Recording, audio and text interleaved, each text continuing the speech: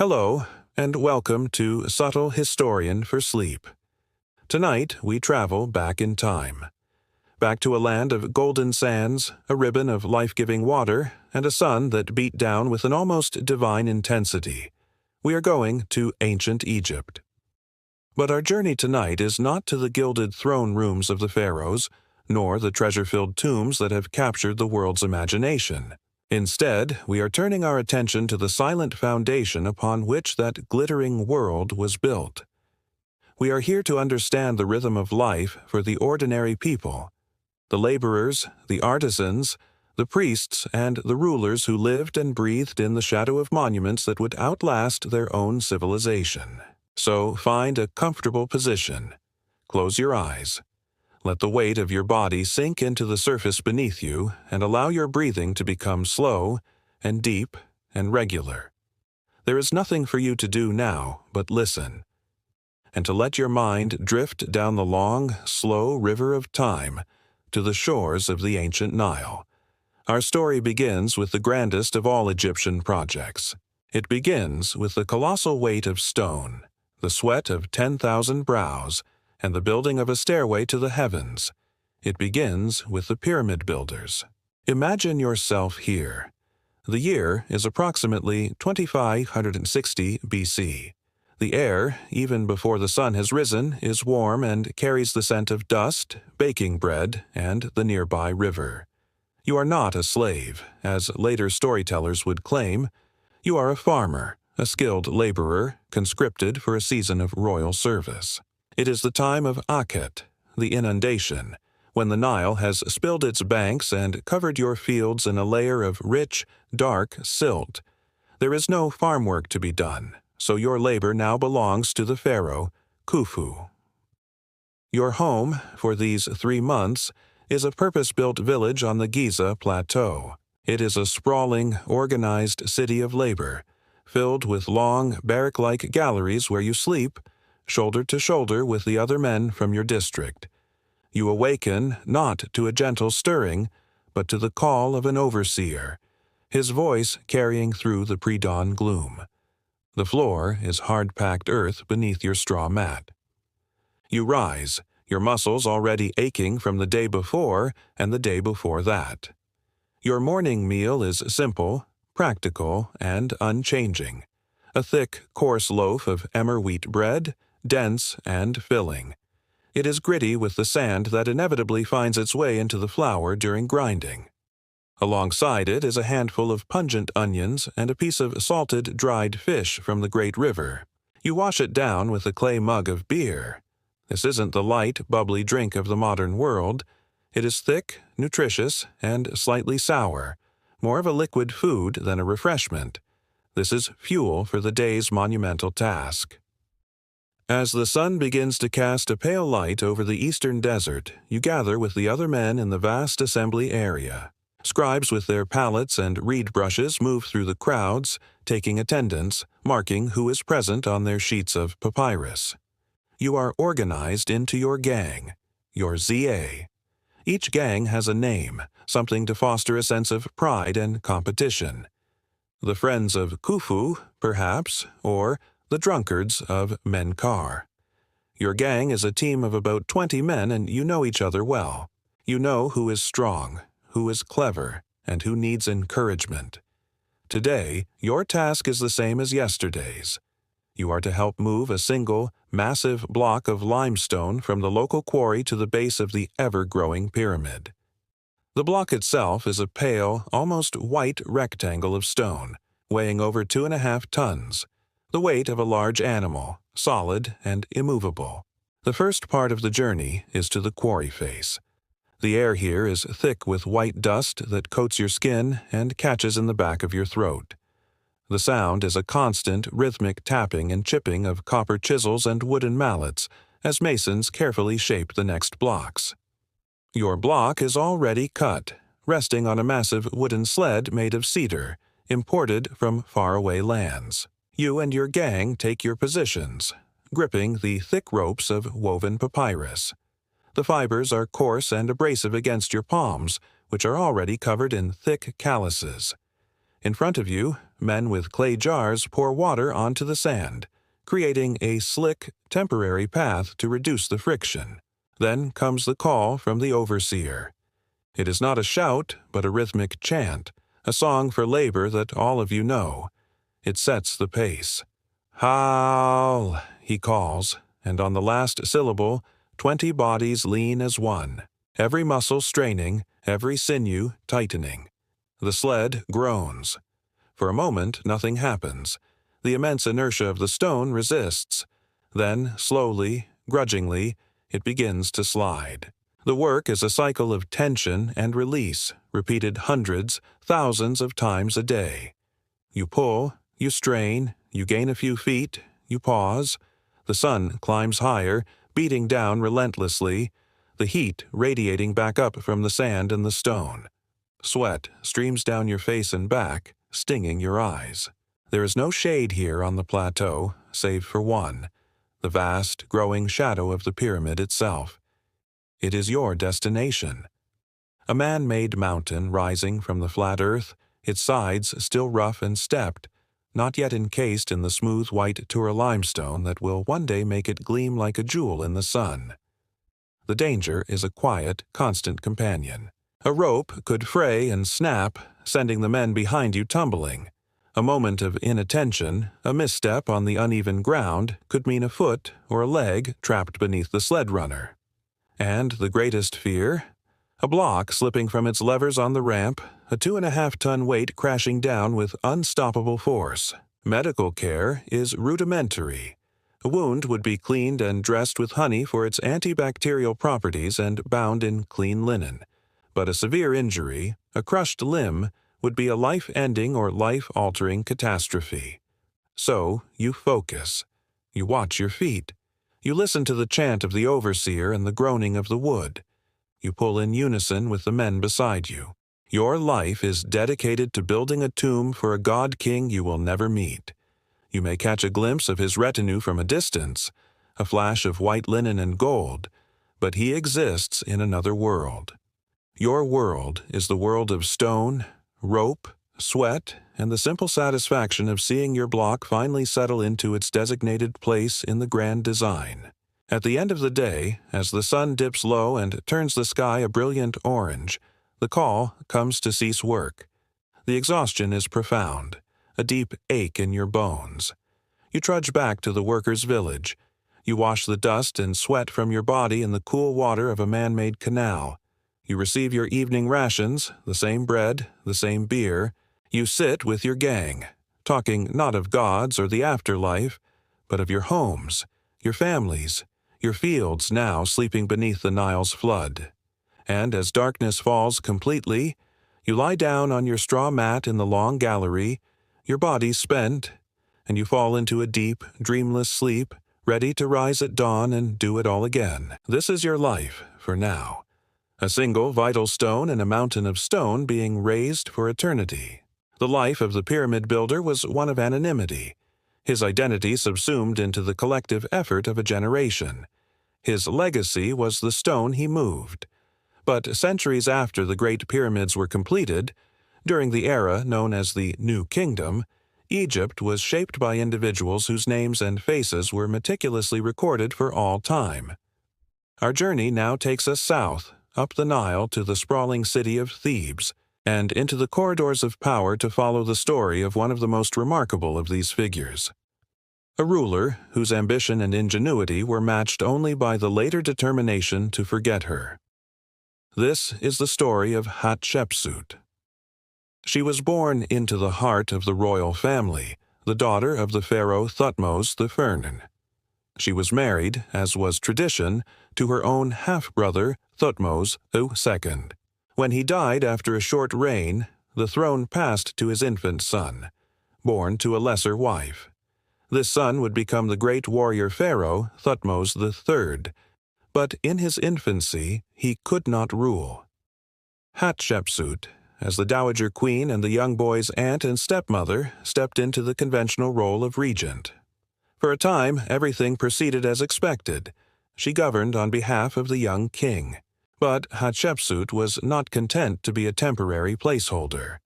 Over the first few years of her regency, she began a slow, methodical, and brilliant consolidation of power. This was not a sudden coup, but a careful political transformation. She cultivated alliances with the most powerful officials in the court, most notably the high priest of Amun at the great temple of Karnak. With the backing of the powerful priesthood, her legitimacy grew. She began to change the way she was depicted. In early reliefs, she is shown as a queen, standing behind her young stepson. But slowly, the iconography began to shift.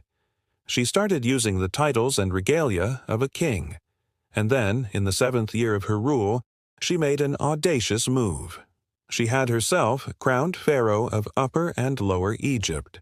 To legitimize this unprecedented step, her artists and scribes crafted a sophisticated mythology around her. They carved reliefs depicting her divine birth, telling the story of the great god Amun-Ra visiting her mother in the guise of her father, conceiving her as his divine heir. She was no longer merely the daughter of a king, she was the chosen daughter of the king of the gods. In her official portraits and statues, she was depicted with the full attributes of a male ruler. She wore the royal kilt, the traditional crowns of Egypt, and even the ceremonial false beard. This was not an attempt to deceive, but a political statement. The office of pharaoh was a male role, and to fulfill its duties, she must be depicted in its traditional form.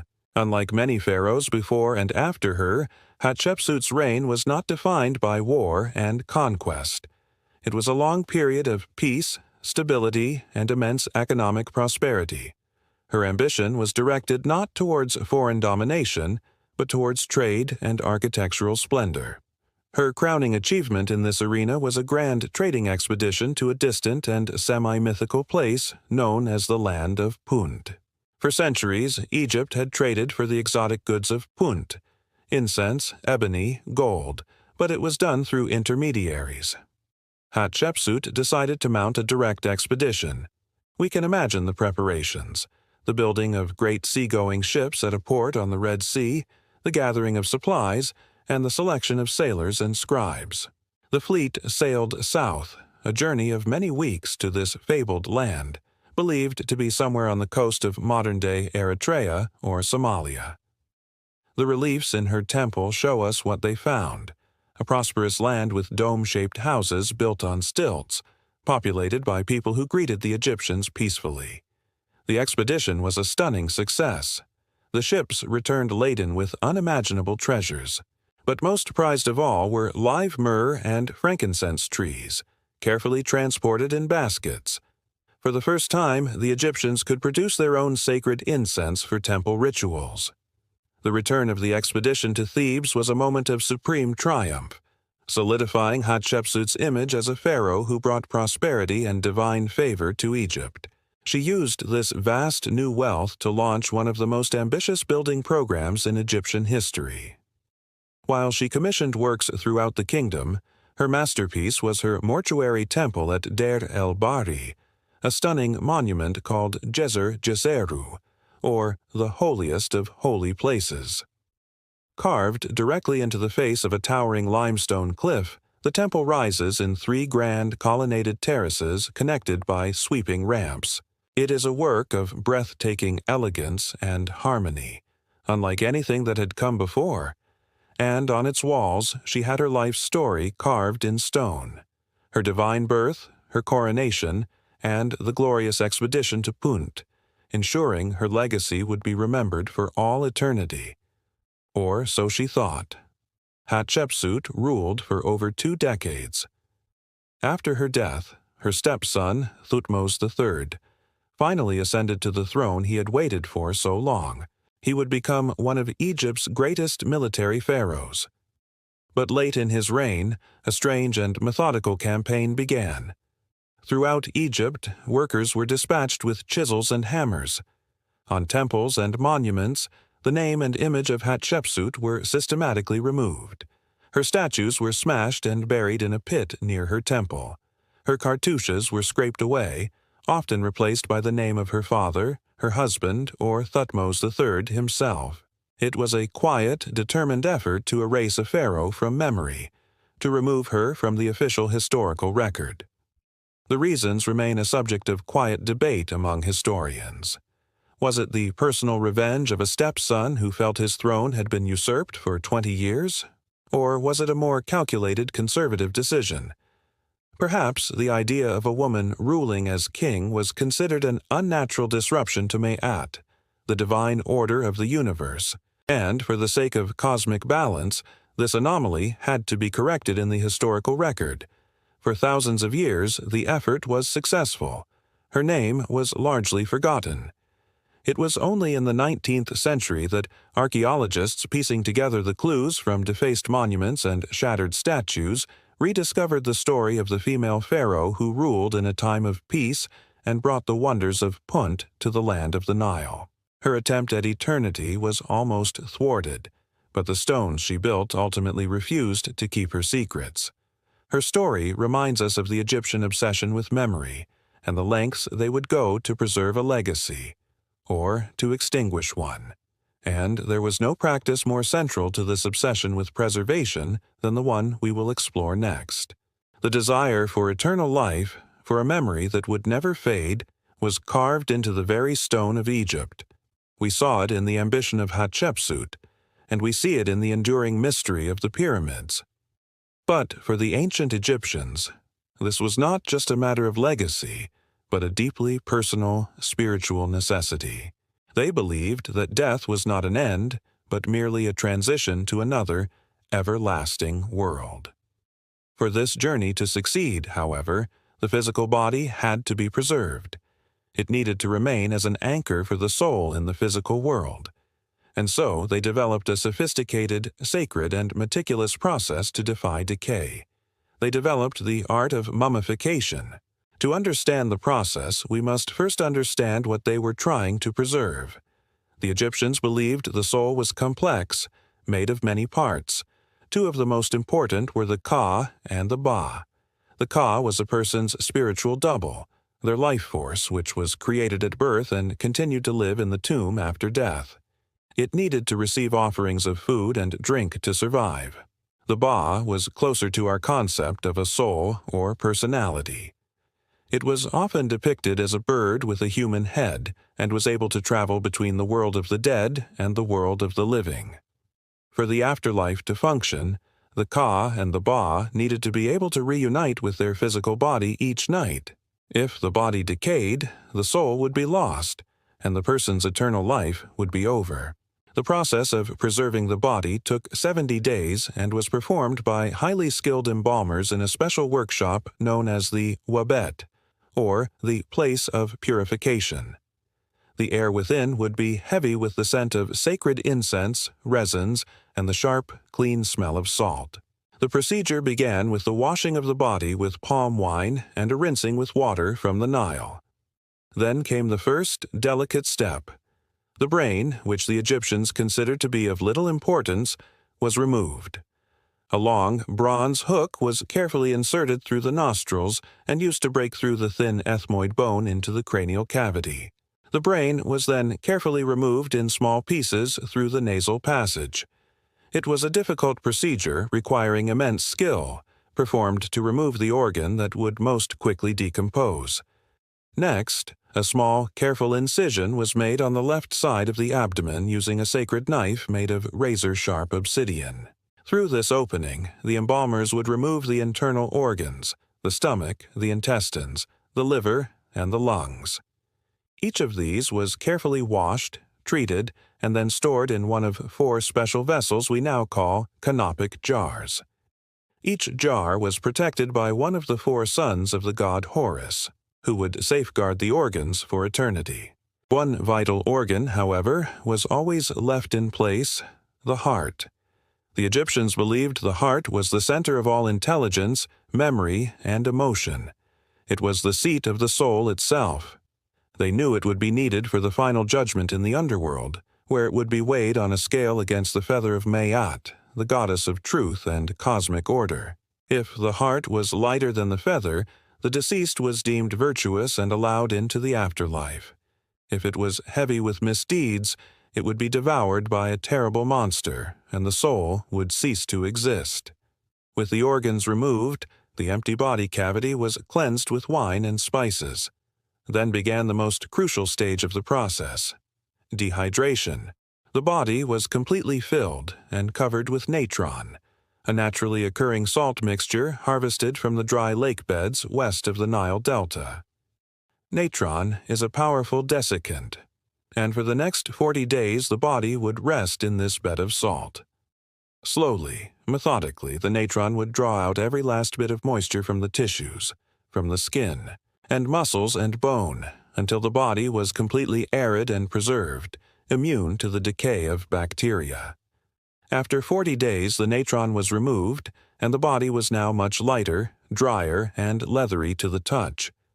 It was washed one final time, and the hollow torso was filled with linen, sawdust, and resins to give it a more lifelike shape. The skin was anointed with a mixture of fragrant oils and resins to keep it supple. Now, the final intricate process of wrapping could begin. This was not a simple binding, but a careful, ritualized art form that could take over 2 weeks to complete. Hundreds of yards of fine linen, torn into strips, would be used. Each finger and each toe was wrapped individually. Then the limbs, and finally the head and torso, layer upon layer upon layer. Between the layers, the embalmers would place protective amulets, each with a specific magical purpose. A scarab beetle amulet, the symbol of rebirth, was often placed directly over the heart. An ankh would be included to represent life, a jed pillar for stability. These were not decorations, but vital pieces of spiritual armor for the journey through the underworld. Finally, a large shroud was wrapped around the entire body, and it was secured with long linen bands. Over the head and shoulders of the mummy, a portrait mask was placed. For a pharaoh, this could be made of solid gold and inlaid with precious stones. For a lesser noble, it might be made of cartonnage, a kind of ancient papier-mâché, and painted. This mask was not just a likeness. It was an idealized, eternal face, ensuring that the Bach, upon its return, would have no trouble recognizing its earthly home. After 70 days, the process was complete. The body was no longer a fragile vessel of flesh, but a permanent, sacred object, a mummy, ready to be placed in its coffin and delivered to its tomb, where it would await its soul for all of eternity. It was the ultimate expression of a culture's profound belief in a life that never truly ended. And overseeing these rituals, these grand monuments and sacred beliefs, was a class of men whose power was second only to the pharaoh himself. From the quiet, solemn work of the embalmer, we now move to the very heart of Egyptian faith and power. We journey to the largest religious complex ever built by human hands, the great temple of Amun-Ra at Karnak. This was not merely a place of worship, it was a sprawling city of the gods, a vast economic engine, and the seat of a power that could rival the pharaoh himself. And at its head was a man whose life was a world away from the toil of the common laborer. We now imagine a day in the life of the high priest of Amun-Ra. Your day begins, like the pyramid builders, before the dawn. But you do not wake on a straw mat.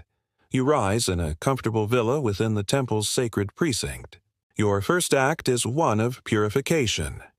You proceed to the edge of the temple's sacred lake, a large rectangular pool of still water, and perform a ritual ablution, cleansing yourself for your sacred duties. You are then dressed by attendants in robes of the purest white linen, and on your feet, simple sandals of papyrus. No leather, a product of a living creature, can be worn in the holy sanctums. As the first rays of sun strike the tops of the great obelisks, you lead a small procession of lesser priests into the heart of the temple. You pass through the great hypostyle hall, a forest of 134 massive stone columns, their tops disappearing into the gloom far above. The air here is cool and still, thick with the scent of centuries of burnt incense. This is a space of profound awe, designed to make even a king feel small in the presence of the divine. Your destination is the Sanctum Sanctorum, the Holy of Holies, a small, dark chamber of granite at the very center of the temple. Here resides the cult statue of the god Amun-Ra. It is a small figure, perhaps only a few feet tall, but it is crafted from solid gold and inlaid with lapis lazuli and other precious stones. This is not an idol to be worshipped, but the living vessel for the ka of the god himself. The doors to its shrine, made of gold-plated cedar, are sealed with a cord and a small daub of wet clay, stamped with the temple's seal. You break the seal, a symbolic act signifying that the god has passed the night undisturbed. You open the doors, and in the flickering light of an oil lamp, you are the first person to see the god that day. You greet him with a prayer, "Awake in peace, great God." Then begins the morning ritual, the most important duty of your day. You are the personal valet to a deity. You carefully remove the statue's clothing from the night before. You ritually cleanse it with water and natron. You then dress it in fresh garments of the finest linen, adorn it with intricate jewelry of gold and electrum, and anoint its head with fragrant perfume. Finally, you present the god with his morning meal. On a golden platter, an array of offerings is laid out: fine bread, roasted ox, geese, fruits, vegetables, and jars of wine and beer. It is a feast fit for a king.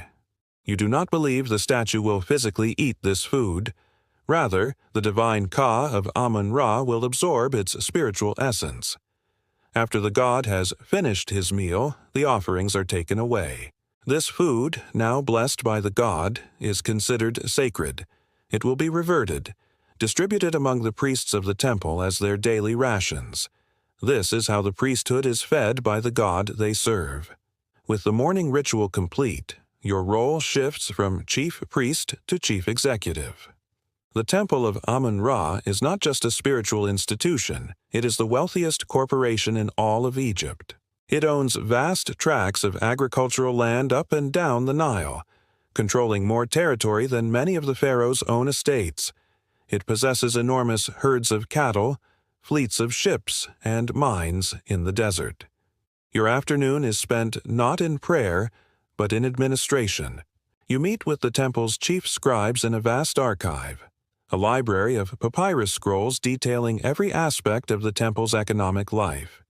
You review the grain yields from the temple's farms, the tax revenues from its tenants, and the inventory of its workshops, which produce everything from linen and pottery to furniture and statues. You are the head of an organization that employs thousands: priests, artisans, farmers, brewers, bakers, and soldiers.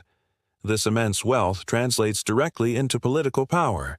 The favor of Amun-Ra, which you control, is essential for the legitimacy of the pharaoh. You are his chief advisor, and your influence can shape state policy, dictate the course of a war, or even influence the royal succession. In some periods of Egyptian history, the high priest of Amun-Ra became so powerful that he was the de facto ruler of southern Egypt, his authority equal to, and sometimes greater than, the pharaoh in the north. Your life is one of immense privilege, surrounded by wealth and steeped in sacred ritual. It is a life dedicated to maintaining Ma'at, the divine order of the universe, by serving the gods, and in doing so, managing a vast earthly empire. The chasm between your reality, a world of quiet, incense-filled chambers and calculated political power, and that of the common laborer sweating under the sun on the Giza Plateau, is almost unimaginable. Yet both of you, in your own way, were building and maintaining the eternal kingdom of Egypt. Tonight, our journey through ancient Egypt has shown us 4 very different lives, all connected by the Nile, the sun, and a profound belief in eternity. We have felt the strain in the muscles of the pyramid builder, his life a testament to collective effort and anonymous toil. We have witnessed the calculated ambition of Hatshepsut, a ruler who bent tradition to her will and built a legacy of peace and prosperity. We have followed the solemn, sacred process of mummification, a culture's ultimate expression of its refusal to accept that death was the end. And we have stood in the cool, silent chambers of Karnak, observing the immense power and privilege of a high priest, a manager of both divine ritual and earthly wealth. Each perspective reveals a different facet of this ancient world, a world that was at once a place of back-breaking labor and of sublime artistry, of rigid hierarchy and of incredible ambition. And now, as our journey comes to a close, let these stories of the distant past begin to fade. The call of the overseer is silent now. The fleets from Punt have long since returned to dust. The sacred rituals in the heart of the temple have ceased. All their struggles, their ambitions, and their certainties now sleep beneath the sands of time. Let the quiet of their world merge with the quiet of your own room. Feel the comfort of the present moment, a world away from the heat and the toil of the past. There is nothing left to do, and nowhere left to go. Simply allow your mind to grow still, and let the gentle current of your breath carry you away into a deep and peaceful rest.